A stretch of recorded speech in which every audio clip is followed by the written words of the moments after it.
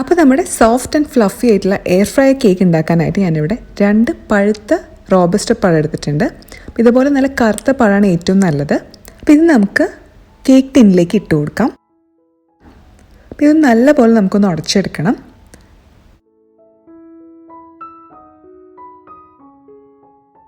ഇനി നമുക്ക് 1/4 cup sunflower oil ചേർത്ത് കൊടുക്കാം. നന്നായിട്ടൊന്ന് മിക്സ് ചെയ്തെടുക്കണം. ഇതെല്ലാം കൂടെ നമ്മൾ ഒരു പാത്രത്തിലാണ് ചെയ്യുന്നത് കേട്ടോ. പിന്നെ എയർ ഫ്രയറിലായതുകൊണ്ട് തന്നെ നമുക്ക് പെട്ടെന്ന് ചെയ്തെടുക്കാനും പറ്റും. ഇതിലേക്ക് ഇനി ഒരു മുട്ട പൊട്ടിച്ച് ഒഴിച്ചു കൊടുക്കാം. അത് നന്നായിട്ട് നമുക്കൊന്ന് മിക്സ് ചെയ്തെടുക്കാം.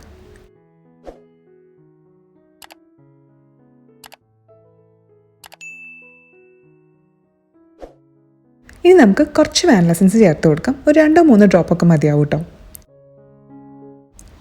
ഇനി മധുരത്തിന് ആവശ്യമുള്ള പഞ്ചസാര ഞാനിപ്പോൾ 1/4 കപ്പാണ് ചേർത്തിരിക്കുന്നത്. ഇതൊരു മീഡിയം മധുരം ഉണ്ടാവുള്ളൂ. നല്ല മധുരം വേണമെങ്കിൽ ഒരു 1/2 കപ്പ് വരെ ചേർക്കാം കേട്ടോ.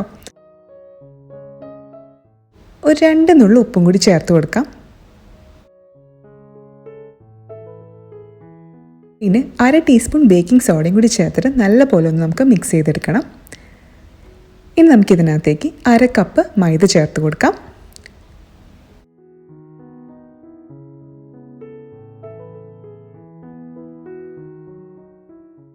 നന്നായിട്ട് ഒന്ന് മിക്സ് ചെയ്തതിന് ശേഷം നമുക്ക് 1/4 കപ്പ് കൊക്കോ പൗഡർ ചേർത്ത് കൊടുക്കാം.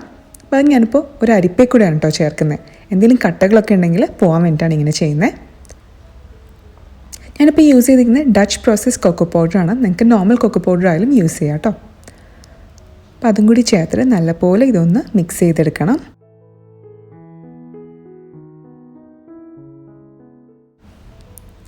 ഇപ്പോൾ നമ്മുടെ കേക്ക് ബാറ്റർ ഇവിടെ റെഡി ആയിട്ടുണ്ട്. അപ്പോൾ ഇതിൻ്റെ സൈഡ്സൊക്കെ ഒന്ന് സ്പാച്ചിൽ വെച്ചിട്ട് ഒന്ന് ക്ലീൻ ചെയ്തെടുക്കുക. അപ്പോൾ എയർ ബബിൾസൊക്കെ പോകാനായിട്ട് നമുക്ക് കേക്കിനെ ഒന്ന് ടാപ്പ് ചെയ്ത് കൊടുക്കാം. ഇനി നമുക്ക് എയർ ഫ്രയർ 5 മിനിറ്റ് 180 ഡിഗ്രി സെൽഷ്യസിൽ പ്രീഹീറ്റ് ചെയ്യാൻ വയ്ക്കാം. എന്നിട്ട് നമ്മുടെ കേക്ക് ടിൻ ഇതിനകത്തേക്ക് വെച്ച് കൊടുക്കാം. ഈ കേക്ക് ബേക്ക് ആവാനായിട്ട് നമുക്ക് 18 മിനിറ്റ് വേണ്ടി വന്നിട്ടുണ്ടായിരുന്നു.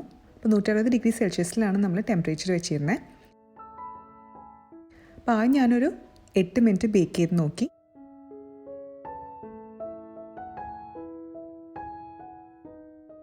എന്നിട്ട് ഒന്ന് സ്ക്യൂർ വെച്ച് കുത്തി നോക്കിയിട്ടുണ്ടായിരുന്നു.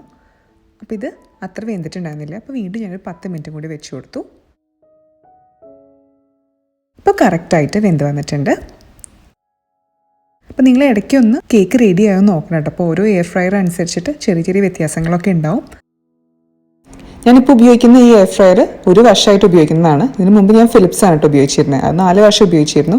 ശരിക്കും പറഞ്ഞാൽ എയർ ഫ്രയർ നമ്മൾ യൂസ് ചെയ്യുമ്പോൾ നമ്മുടെ കുക്കിംഗ് ഒക്കെ ഭയങ്കര സിമ്പിളാവും. പിന്നെ നമുക്ക് ഓയിലൊക്കെ കുറച്ചിട്ട് ഫുഡ് ഉണ്ടാക്കാൻ പറ്റും. അങ്ങനെ കുറേ ഗുണങ്ങളുണ്ട്. ഞാൻ കുറച്ച് എയർ ഫ്രയർ റെസിപ്പീസ് നമ്മുടെ ചാനലിൽ ആഡ് ചെയ്യുന്നുണ്ട്. നിങ്ങൾക്ക് എന്തെങ്കിലും ഡൗട്ട്സ് ഒക്കെ ഉണ്ടെങ്കിൽ കമൻറ്റ് സെക്ഷനിൽ വന്നിട്ട് ചോദിച്ചാൽ മതി കേട്ടോ. ഞാൻ റിപ്ലൈ ചെയ്യാനൊക്കെ. അപ്പോൾ നമ്മുടെ ഈ വീഡിയോ നിങ്ങൾക്ക് ഇഷ്ടമാവുകയാണെങ്കിൽ നിങ്ങളുടെ ഫ്രണ്ട്സും ഫാമിലിയും ഒക്കെ ആയിട്ടൊന്ന് ഷെയർ ചെയ്യണം. നല്ല ടേസ്റ്റ് ഉള്ളൊരു കേക്കാണിത്. അപ്പോൾ ഉണ്ടാക്കി നോക്കിയിട്ട് ഇഷ്ടമാവുകയാണെങ്കിൽ നമ്മുടെ ചാനൽ സബ്സ്ക്രൈബ് ചെയ്യാനും മറക്കരുത് കേട്ടോ. Thank you for watching. Bye bye.